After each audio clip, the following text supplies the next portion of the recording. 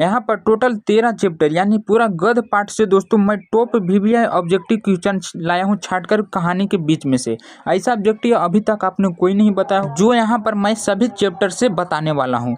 Top VVI objective दोस्तों जो कि इस बार आ सकते हैं, तो एग्जाम से पहले आपको अच्छे से रिवीजन कर लेना। ये गद्य पाठ का और अगले पद पाठ में आ जाएगा। शुरू करते हैं चैप्टर वाइज चैप्टर। सबसे पहले मैं यहाँ चैप्टर 1 का लाया हूँ दोस्तों बातचीत का। तो यहाँ पर पहला क्वेश्चन उसी से, लेखक की दृष्टि में सृष्टि क्या है। तो दोस्तों 4 ऑप्शन दिया गया है, जिसका आंसर आपको पता हो मुझसे पहले ही कमेंट कर दीजिएगा।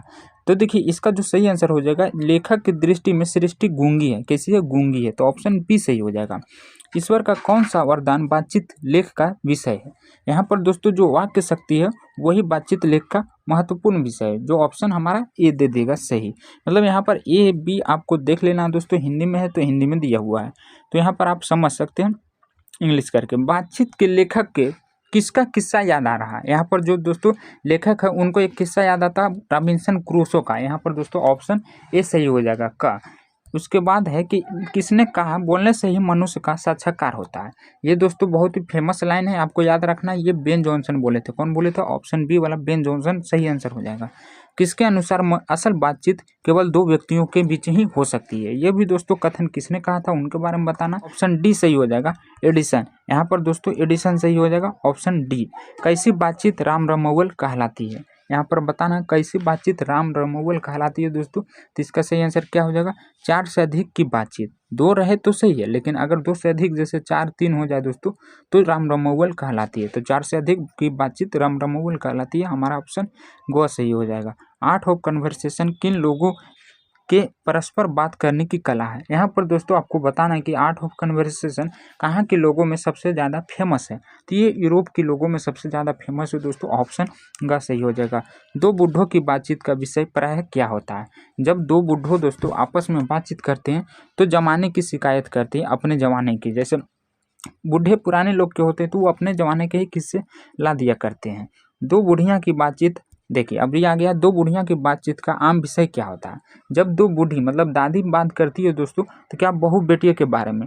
जब ये कहानी पढ़ेंगे तो आपको बहुत अच्छे से समझ में आएगा दोस्तों, और अगर आप पढ़े होंगे तो इसका आंसर आपको पता होगा।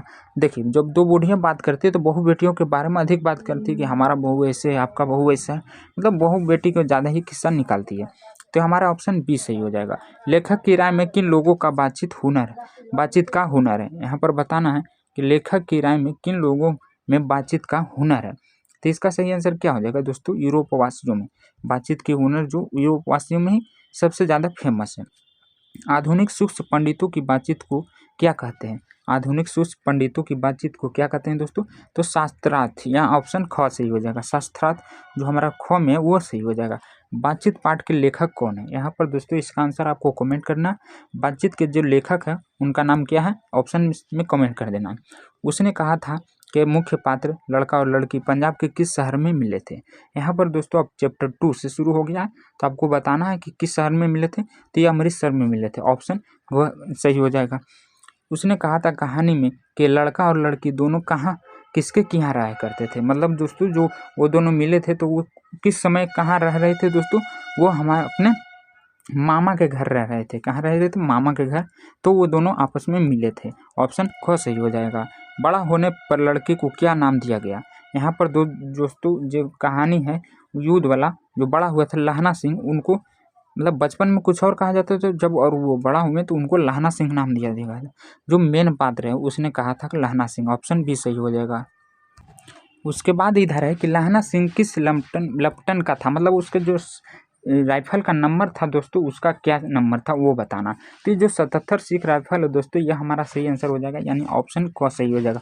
पलटन का विदूषण कौन था। ये भी क्वेश्चन बहुत फेमस है दोस्तों, कई बार पूछा गया। तो ये वजीरा सिंह, ऑप्शन ख सही हो जाएगा। लहना सिंह लेफ्टिनेंट में किस पद पर था। मतलब बताना जमादार था, सूबेदार था, क्या था दोस्तों। तो इसका जो सही आंसर हो जाएगा वो हाँ जमादार ही थे, ऑप्शन क सही हो जाएगा। लहना सिंह के गाँव में कौन सी मौलवी आया था। यहाँ पर दोस्तों लहना सिंह के गांव में कौन सी मौलवी आया था जो बता रहा था दोस्तों अच्छे ज्ञान हवाई जहाज उड़ाने का। तो यहाँ पर जो सही आंसर हो जाएगा हाँ तुर्की का आया था, ऑप्शन घ सही हो जाएगा। मरते समय लहना सिंह का सिर किसकी गोद में था? हाँ, जब उनको गोली लगा था दोस्तों तो वो किसकी गोद में सोए थे? उनके मतलब वजीरा सिंह अपने गोद में उनको उठाकर रखे हुए थे। ऑप्शन का सही हो जाएगा। तेरी कुड़माई हो गई, यह किसने पूछा था? ये भी काफ़ी फेमस श्लोक मतलब लाइन है दोस्तों, जो कि आपको याद रखना है। ये लहना सिंह ने ही लड़की को कहा था, पूछा था। लेफ्टिनेंट साहब क्या थे? यहाँ पर दोस्तों आपको बताना लेफ्टिनेंट साहब क्या थे, तो जर्मन जासूस। ऑप्शन घ सही हो जाएगा। यहाँ पर लेफ्टिनेंट साहब जर्मन जासूस थे। ऑप्शन घ सही हो जाएगा। उसने कहा था कि लेखक कौन है? इसका आंसर आपको कमेंट करना है दोस्तों कि उसने कहा था कि लेखक कौन है। ये भी बहुत ही आसान है, लेखक और लेख आपको याद होना चाहिए। इससे ही 10 से 15 नंबर आपका कन्फर्म हो जाएगा सिर्फ ऑब्जेक्टिव में। उसने कहा था कहानी का मुख्य पात्र कौन है? यहाँ पर दोस्तों मुख्य पात्र का मतलब होता है कि जो कहानी का मेन हीरो है वो कौन है। यानी जो मेन हीरो था दोस्तों, उसने कहा था वो लहना सिंह ही था, जो प्रेम के मतलब बलिदान दे दिया। संपूर्ण क्रांति आंदोलन का नेतृत्व किसने किया? अब इसके बाद दोस्तों चैप्टर 3 संपूर्ण क्रांति से आ गया। तो इसका सही आंसर क्या हो जाएगा? जयप्रकाश नारायण। संपूर्ण क्रांति का आंदोलन का नेतृत्व किसने किया था? संपूर्ण क्रांति के जयप्रकाश नारायण हो जाएगा। ऑप्शन गो हो जाएगा। संपूर्ण क्रांति की जनसभा में किसने कविता सुनाई? यहाँ पर दोस्तों किसने कविता सुनाई थी? तो रेणु ने। ऑप्शन क सही हो जाएगा। मद्रास में जयप्रकाश जी को किसने कविता सुनाई? यहाँ पर दोस्तों अभी बताना मद्रास में कौन? तो ये दिनकर जी सुनाए थे। ऑप्शन ख सही हो जाएगा। उसके बाद जयप्रकाश नारायण पटना में किस विद्यालय के छात्र थे? यहाँ पर दोस्तों उन्होंने किस विद्यालय से पढ़ाई की थी उसके बारे में बताना है। तो ये दोस्तों पटना कॉलेज पटना से ही की थी। ऑप्शन ग सही हो जाएगा। आईएससी पास करने के बाद जयप्रकाश नारायण आगे की पढ़ाई के लिए कहाँ गए? आईएससी पढ़ाई के बाद दोस्तों वो अमेरिका गए थे। हाँ, ऑप्शन ख सही हो जाएगा। जयप्रकाश नारायण मार्क्सवादी कब बने? लेनिन की मृत्यु और मार्क्सवादी आपको याद रखना दोस्तों 1924। ऑप्शन खा, दोनों एक ही आंसर होता है दोस्तों 1924। संपूर्ण क्रांति कैसा पाठ है? यहाँ पर बताना दोस्तों कि क्या भाषण है, रेखा चित्र। तो ये संपूर्ण क्रांति मतलब क्या दोस्तों? बोलने से ही देखिए भाषण दिया गया था इसमें दोस्तों, आपको याद रखना कि ये भाषण ही है। उसके बाद जयप्रकाश नारायण ने किस कम्युनिटी नेता का सबसे ज़्यादा सीखा दोस्तों? तो इसका आंसर क्या हो जाएगा? यहाँ पर इसका जो सही आंसर हो जाएगा ऑप्शन घ लेनिन। ऑप्शन घ सही हो जाएगा। उसके बाद इधर के क्वेश्चन भी दोस्तों काफ़ी इंपॉर्टेंट है, जो कि कई बार आ चुका है। जवाहरलाल नेहरू को जयप्रकाश नारायण क्या कहा करते थे? यहाँ पर हमें बताना दोस्तों, तो उनको भाई कहा करते थे। ऑप्शन क सही हो जाएगा। उसके बाद है कि इलाज के लिए जयप्रकाश नारायण कहाँ गए थे? दोस्तों वो उन्होंने अपने इलाज के लिए वेल्लोर गए थे, वेल्लोर। ऑप्शन ख सही हो जाएगा। कौन कांग्रेसी नेता जयप्रकाश नारायण के परम मित्र और स्नेही थे? यहाँ पर दोस्तों बताना परम मित्र और स्नेही कौन थे? तो ये उमाशंकर दीक्षित। ऑप्शन ग वाला सही हो जाएगा। मद्रास में जयप्रकाश नारायण ने अपने किस मित्र के यहाँ ठहरे थे? यहाँ पर दोस्तों मद्रास में कहाँ रुके थे वो आपको बताना। तो जग गोपाल अय्यर। यहाँ पर आपको याद रखना दोस्तों ईश्वर अय्यर नहीं, जग अय्यर। ये दो अय्यर सभी में दोस्तों, तो अब मैंने लास्ट वाला देख लिया था। यहाँ पर ईश्वर अय्यर आपको याद रखना है, क्योंकि सभी में अय्यर दिया हुआ तो आप गड़बड़ा सकते हैं, लेकिन आपको ईश्वर याद रखना है। उसके बाद है अर्धनारीश्वर किसका कल्पित रूप है? अगला चैप्टर आ गया दोस्तों। तो ये तो आपको पता ही होगा कि ये शिव और पार्वती का कल्पित रूप है, जो कि ऑप्शन ग में है। चर्योचित गुणों वाला पुरुष क्या कहलाता है? यहाँ पर दोस्तों बताना है कि इस गुण वाला पुरुष क्या कहलाता है। तो इसका सही आंसर क्या हो जाएगा? क्षत्रिय। यहाँ पर ऑप्शन क हो जाएगा। नारी का पराधीनता कब से आरंभ हुई? यहाँ पर दोस्तों जब कृषि का आविष्कार हुआ था तब से नारी की पराधीनता आरंभ हुई थी, यानी ऑप्शन क सही हो जाएगा। अर्धनारीश्वर पाठ के लेखक कौन है? दोस्तों इसका आंसर आपको कमेंट करना है। इसका मैं बता देता हूँ, रामधारी सिंह दिनकर इसका हो जाएगा सही आंसर। सभ्यता का पहला सोपान क्या था? यहाँ पर दोस्तों सभ्यता का पहला सोपान क्या था? इसका सही आंसर क्या हो जाएगा? कृषि का विकास। सभ्यता में जो पहला दोस्तों था वो कृषि का विकास ही था। बापू मेरी पुस्तक किसने लिखी थी?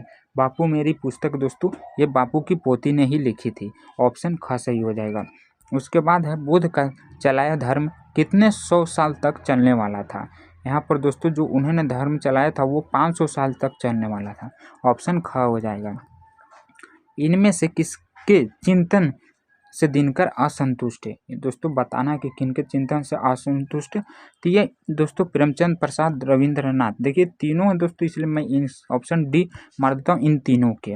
मालती के पति क्या थे? यहाँ पर दोस्तों जो मालती के पति थे वे एक सरकारी डॉक्टर थे। क्या थे? सरकारी डॉक्टर। ऑप्शन क सही हो जाएगा। मालती के पति का क्या नाम था? यहाँ पर मालती के पति का नाम दोस्तों आपको याद रखना महेश्वर। ऑप्शन ख सही हो जाएगा। मालती की मुख्य मुद्रा प्राय कैसी रहती थी? यहाँ पर दोस्तों मतलब वो उसका चेहरा किस तरह रहता था वो बताना। गंभीर, हंसमुख, झुरमई हुई। तो इसका सही आंसर क्या हो जाएगा? ऑप्शन ख झुरमई, मतलब जो हमेशा दोस्तों उदासी झुरमई हुई रहती है वही ग में दिया गया के लिए। मालती क्या है? यहाँ पर दोस्तों बताना है कि मालती क्या है, तो ये ऑप्शन ख सही हो जाएगा सखी। और इधर पूछ रहा है कि लेखक कितने दिनों के बाद मालती से मिलने आया था? 2 साल, 1 साल, 3 साल, तो पक्का 4 साल दोस्तों बाद मिलने आया था। तो ऑप्शन घ सही हो जाएगा।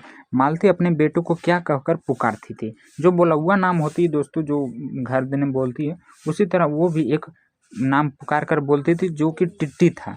यहाँ पर दोस्तों ऑप्शन ए सही हो जाएगा, क यानी टिट्टी। महेश्वर को किस चीज़ का ऑपरेशन करना था? यहाँ पर दोस्तों वो एक ऑपरेशन, हाँ गैंग्रीन, जो कि दूसरा नाम है इस चैप्टर का दोस्तों, गैंग्रीन सही आंसर हो जाएगा। रोज कहानी किसकी लिखी हुई है? यहाँ पर दोस्तों जो इनके लेखक है उनके बारे में बताना है। तो क्या हो जाएगा? अगय जी, जो कि ऑप्शन घ में है। 52 का सही आंसर क्या हो जाएगा? घ हो जाएगा। रिश्ते में मालती लेखक की क्या लगती थी? यहाँ पर बताना दोस्तों, ऐसे तो सखी दिया गया है एक, इससे पहले मैंने क्वेश्चन बताया था, लेकिन इसका जो सही आंसर हो जाएगा दूर की। यहाँ पर दोस्तों दूर की बहन लगती थी। ऑप्शन का सही हो जाएगा। रोज कहानी का नायक कौन है? यहाँ पर दोस्तों जो रोज कहानी है उसका जो मेन हीरो है वही मेन नायक होता है। तो इसका सही आंसर क्या हो जाएगा? मालती। मालती का ही दोस्तों ज़्यादा जिक्र है इस कहानी में, तो जिसका ज़्यादा जिक्र हो वही इसका मेन पात्र और हीरो होता है। भगत सिंह को अंग्रेजों ने कौन सी सजा दी थी? यहाँ पर दोस्तों बताना आती है, इन्होंने फांसी दे दी थी डायरेक्ट दोस्तों। ऑप्शन घ सही हो जाएगा। भगत सिंह कैसे परिवार से थे? यहाँ पर बताना दोस्तों, किसान थे, व्यापारी थे, श्रमिक थे, शिक्षक थे, क्या थे? तो इनका जो सही आंसर हो जाएगा ये किसान थे और स्वतंत्रता सेनानी थे। तो यहाँ पर अगर वो रहता तो पहले आप वो मारिएगा। विद्यार्थी सभा की ओर से विद्यार्थी सप्ताह कहाँ मनाया जा रहा था? यहाँ पर बताना है दोस्तों, इसका सही आंसर क्या हो जाएगा? लाहौर में। ऑप्शन डी सही हो जाएगा। मार्क्स जैसे व्यक्ति किस ऐतिहासिक घटना का उपज थे? यहाँ पर इसका सही आंसर क्या हो जाएगा दोस्तों? औद्योगिक क्रांति। ऑप्शन ए सही हो जाएगा, यानी क। भगत सिंह किस राजनीति धारा से प्रभावित थे? यहाँ पर दोस्तों राजनीति धारा से प्रभावित थे। इसका सही आंसर दोस्तों मार्क्सवाद हो जाएगा, यानी ये भी मार्क्सवाद से ही प्रभावित थे। भगत सिंह का पत्र किसको संबोधित है? यहाँ पर दोस्तों जब वो पत्र लिखे थे तो किसके लिए लिखे थे? सुखदेव के लिए। ऑप्शन ख सही हो जाएगा। ग बोलो। भगत सिंह के अनुसार साम्यवाद के जन्म का वास्तविक कारण क्या था? यहाँ पर दोस्तों साम्यवाद का जन्म का वास्तविक कारण औद्योगिक क्रांति था। ऑप्शन घ सही हो जाएगा। भगत सिंह किस साहित्य के महत्वपूर्ण मानते थे? किस साहित्य को दोस्तों महत्वपूर्ण मानते थे? तो इसका सही आंसर क्या हो जाएगा? रूसी साहित्य। ऑप्शन लास्ट वाला हो जाएगा। एक लेख और एक पत्र किसकी रचना है? मतलब इसके लेखक के बारे में बताना दोस्तों, तो ये हमारे भगत सिंह ही लिखे थे। ऑप्शन का सही हो जाएगा। चंपारण में 20वीं सदी में किस वंश का राज स्थापित हुआ? मतलब बताना दोस्तों 20वीं सदी में वहाँ का राजा कौन था? तो कर्नाट वंश। ऑप्शन ए वाला जो दिख रहा है वो हमारा सही हो जाएगा। कर्नाट वंश के लोग भारत के किस हिस्से से चंपारण गए थे? तो यहाँ पर दोस्तों दक्षिण हिस्से से गए थे। कहाँ से गए थे आपको याद रखना? दक्षिण हिस्से से। मसान, सिकराना, पंडई, ये सब क्या है? तो ये सब दोस्तों एक पहाड़, मतलब अलग अलग पहाड़ के नाम है, जो ऑप्शन ख सही हो जाएगा। धांगड़ शब्द का अर्थ क्या है? धांगड़ अर्थ का शब्द होता है दोस्तों भाड़े का मजदूर। ऑप्शन का याद रखना है आपको। कर्नाट वंश का चंपारण क्षेत्र पर कितने सालों का शासन रहा? यहाँ पर दोस्तों बताना कर्नाट वंश कितने वर्ष तक शासन किए थे? 300 वर्ष। ऑप्शन ख सही हो जाएगा, आपको याद रखना 300 वर्ष तक लगभग शासन किए थे दोस्तों। किस मुसलमान आक्रमणकारी ने कर्नाट वंश के राज्य पर हमला किया था? हाँ, ये भी दोस्तों काफ़ी इंपॉर्टेंट है। तो इसका सही आंसर क्या हो जाएगा? आपको गया याद रखना है। अपने जिला, मेरा जिला गया है, गयासुद्दीन, इस तरह मैं याद रखता था। यहाँ पर ऑप्शन घ सही हो जाएगा। ग भूंइया लोग चंपारण में कहाँ से लाए गए थे? यहाँ पर दोस्तों ये भी कहाँ से लाए गए थे? तो गया गया के यहाँ पर दोस्तों जो हमारा गया है बहुत पुराना शहर है, तो इसका वर्णन वेद पुराण वहाँ बहुत सारी किताबों में भी मिलता है। तो ये हमारा ऑप्शन का सही हो जाएगा। भुइयां लोग मूलतः किस वर्ग के अंग है? यहाँ पर दोस्तों बताना को किस जाति के लगभग से, तो मुसहर इनको अंग मतलब मुसहर का बोला जाता है दोस्तों, इसलिए ऑप्शन ग सही हो जाएगा। चंपारण में गांधी के चमत्कारी की कथा किसने लिखी थी? यहाँ पर चंपारण में गांधी के चमत्कार की कथा किसने लिखी थी दोस्तों? तो इसका सही आंसर क्या हो जाएगा? जयप्रकाश नारायण। ऑप्शन नहीं, राजेंद्र प्रसाद। ऑप्शन दोस्तों खा सही हो जाएगा। यहाँ पर आपको याद रखना राजेंद्र प्रसाद। गांधी जी सत्याग्रह के लिए चंपारण किस साल पहुंचे थे? बिहार में दोस्तों गांधी जी कब आए थे चंपारण सत्याग्रह के लिए? तो 1917 आपको याद रखना। ऑप्शन ग सही हो जाएगा। वो सदानीरा पाठ किसका लिखा हुआ है? इसके लेखक के बारे में बताना दोस्तों कि वो सदानीरा के लेखक कौन है? तो जगदीश चंद्र माथुर। वो सदानीरा के लेखक जगदीश चंद्र माथुर। सिपाही की माँ का नाम क्या है? सिपाही की माँ का नाम क्या है दोस्तों? तो ये क्या हो जाएगा हमारा? बिस्नी। सिपाही की माँ का नाम दोस्तों बिस्नी है, आपको याद रखना है। सिपाही का नाम क्या है? तो इसमें जो सिपाही था दोस्तों मानक, उनका नाम क्या है? मानक ही। हाँ, सिपाही का नाम मानक है दोस्तों। इस तरह आपको उल्टा करके भी पूछ सकता है, सिपाही क्या था तो एक मानक क्या थे तो सिपाही थे, सिपाही का नाम क्या है तो मानक है। सिपाही लड़ाई लड़ने कहाँ गया था? यहाँ पर दोस्तों वो लड़ाई लड़ने के लिए बर्मा गए थे। ऑप्शन का सही हो जाएगा, आपको बर्मा याद रखना। सिपाही की माँ को किस चीज़ का इंतजार रहता था कि कब वो दोस्तों एक संदेश भेजे? संदेश का, टेलीग्राम का, मनी ऑर्डर का, चिट्ठी का। तो देखिए यहाँ पर एक संदेश भी है, लेकिन वो ज़्यादा जो इंतज़ार करती थी दोस्तों, जो ज़्यादा जिक्र है चिट्ठी का। चिट्ठी जब डाकिया आती थी तो उसकी बेटी जाती थी दौड़ कर लाने के लिए दोस्तों चिट्ठी। तो यहाँ पर संदेश नहीं, चिट्ठी आपको याद रखना। सप्ताह के किस दिन चिट्ठियाँ आया करती थी? हाँ, ये भी दोस्तों काफ़ी इंपॉर्टेंट है। ये भी मंगलवार को आया करती थी। ऑप्शन ख याद रखिए। दीनू क्या था? यहाँ पर दोस्तों कहानी जब आप पढ़े होंगे तो दीनू एक कुम्हार था जो बहुत ही मतलब भांजते रहता था कि ये जानते वो जानते, लेकिन जानता कुछ नहीं था। बिस्नी के गांव में आकर रहने वाले दो लड़कियां कौन थी? यहाँ पर दोस्तों दो लड़कियां भाग कर आई थी बर्मा से। वो शरणार्थी, मतलब मान लीजिए कुछ भी जैसे आए हैं तो उससे शरणार्थी हम कह सकते हैं। यहाँ पर यही ऑप्शन है तो इसका ख ही मार सकते हैं हम। उसके बाद दो जो लड़कियां आई थी दोस्तों, वो सिपाही की माँ से क्या मांगने आई थी? इसका सही आंसर क्या हो जाएगा? चावल, कि थोड़ा खाने को चावल दे दीजिए। यहाँ पर चावल का ही जिक्र किया गया था। सिपाही की माँ कहानी में सिपाही कौन है? यहाँ पर दोस्तों मानक एक सिपाही है, बस इसी क्वेश्चन को उलट दिया। सिपाही की माँ एकांकी के रचनाकार कौन है? यहाँ पर दोस्तों इनके रचनाकार मोहन राकेश है। ऑप्शन ग सही हो जाएगा। सिपाही की माँ एकांकी का मुख्य पात्र कौन है? यहाँ पर दोस्तों बताना है हमें कि उनकी जो मेन हीरो है, सिपाही की माँ में मेन हीरो कौन है? बिस्नी। सबसे ज़्यादा इसका दोस्तों नाम आया है, तो जो इसका ज़्यादा नाम आता वही मेन पात्र होता। समाज शास्त्रीय विश्लेषण या सामाजिक व्याख्या के लिए सबसे कठिन चुनौती किन कविताओं से मिलती है? तो इसका सही आंसर क्या हो जाएगा दोस्तों? परगीत। और हाँ, यहाँ पर ऑप्शन का वाला हो जाएगा सही। कैसी कविता नितांत वैश्विक, यहाँ पर दोस्तों वैश्विकित और आत्मपरक अनुभूतियों की अभिव्यक्ति मात्र है? तो इसका जो सही आंसर हो जाएगा दोस्तों ऑप्शन घ, यानी इसका भी वही हो जाएगा। उसके बाद कला के लिए सबसे पहले कहाँ और कब विकसित हुई? कला के लिए दोस्तों कहाँ विकसित हुई थी? तो इसका जो सही आंसर हो जाएगा वो हमारा ऑप्शन ख, फ्रांस में 1866 में। ऑप्शन ख सही हो जाएगा दोस्तों। अगला है कि प्रबंध काव्य है, मतलब बताना दोस्तों कि प्रबंध काव्य कौन सा है? तो यहाँ पर थोड़ा क्वेश्चन ही अधूरा लग रहा है, खाली ऑप्शन दे दिया दोस्तों, और यहाँ पर मतलब क्वेश्चन नहीं है, तो इसे मैं छोड़ देता हूँ क्योंकि सिर्फ ऑप्शन ही है। कौन सा आंसर हमारे पता ही नहीं चल रहा। सूरसागर कैसा काव्य है? यहाँ पर बताना कि सूरसागर कैसा काव्य है दोस्तों। तो इसका सही आंसर क्या हो जाएगा? गीति काव्य। ऑप्शन घ सही हो जाएगा। किस कवि ने चरित्र केंद्रित लंबी कविताएं लिखी है? यहाँ पर दोस्तों लंबी कविताएं ये लिखी थी त्रिलोचन। ऑप्शन घ सही हो जाएगा। लंबी कविताएं कौन लिखते? त्रिलोचन। ऑप्शन घ सही हो जाएगा। ज़्यादातर यहाँ पर दोस्तों ज़्यादातर सोनेट किस कवि से ने लिखा? सोनेट दोस्तों किस कवि ने ज़्यादा लिखा उनके बारे में बताना। तो इसका भी सही आंसर दोस्तों त्रिलोचन ही हो जाएगा। यही ज़्यादा लंबा और सोनेट कविताएं लिखा करते थे।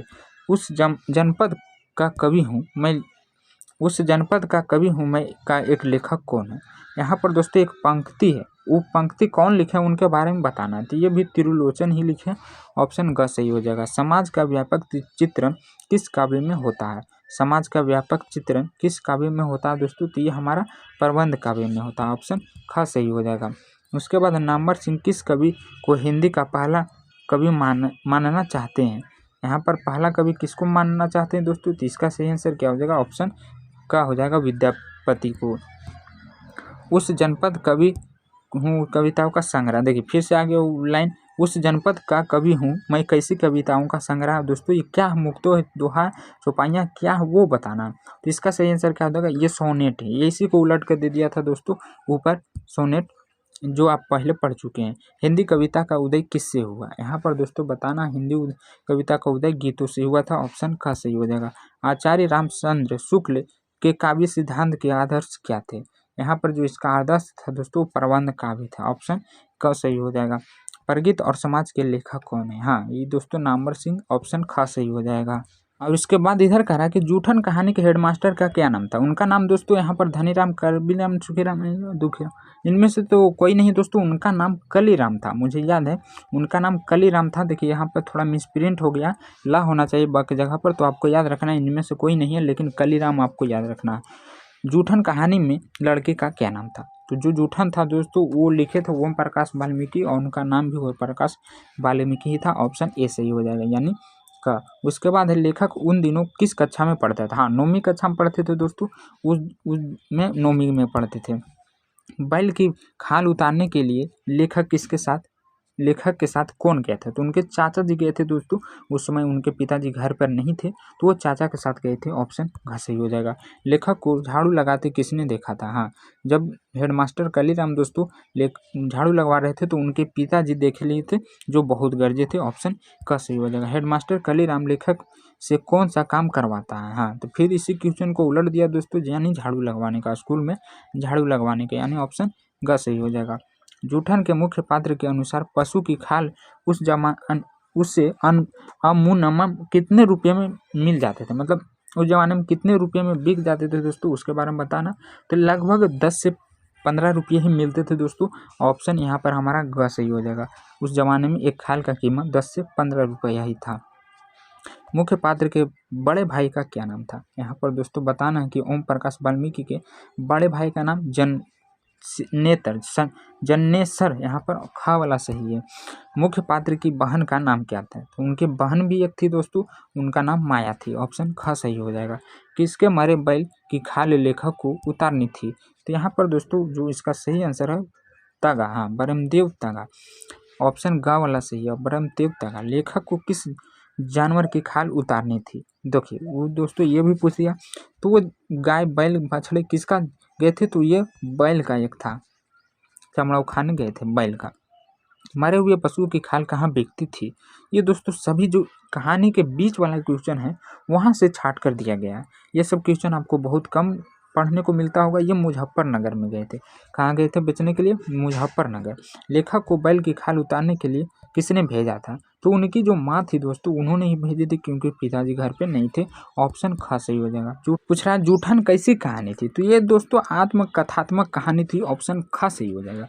जूठन के लेखक कौन है, तो ये ओम प्रकाश वाल्मीकि थे दोस्तों, जूठन के लेखक तो ओम प्रकाश वाल्मीकि आपको याद ही होगा। मल्लेज की डायरी में चर्चित कौओं का कतार कहाँ बैठी थी, हाँ खेत की मेड़ पर। यहाँ पर दोस्तों आपको याद रखना, जो खेत की मेड़ था वहीं पर बैठी हुई थी कौओं की कतार। मिलिट्री छावनी कहाँ थी, यहाँ पर दोस्तों बताना कि मिलिट्री छावनी कहाँ थी, तो इसका सही आंसर क्या हो जाएगा, रानी खेत में, ऑप्शन यहाँ पर क सही हो जाएगा। उसके बाद हम इधर देखेंगे, बहुत सारा क्वेश्चन है दोस्तों, लगभग 150 क्वेश्चन मैंने यहाँ पर लाया है आपके लिए।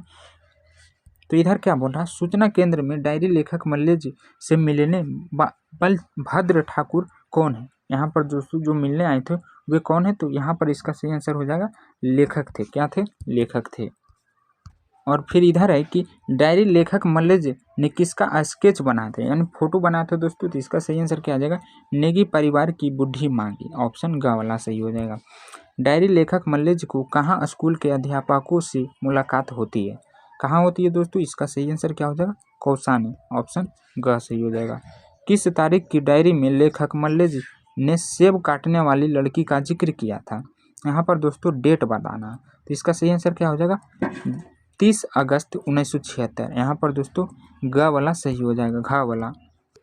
उसके बाद इधर कह रहा है कि मल्लेज की डायरी में लड़की क्या बेचती गई, मतलब क्या बेचती थी दोस्तों, तो वो सेब ही बेचती थी। इसका सही आंसर क्या हो जाएगा ग हो जाएगा।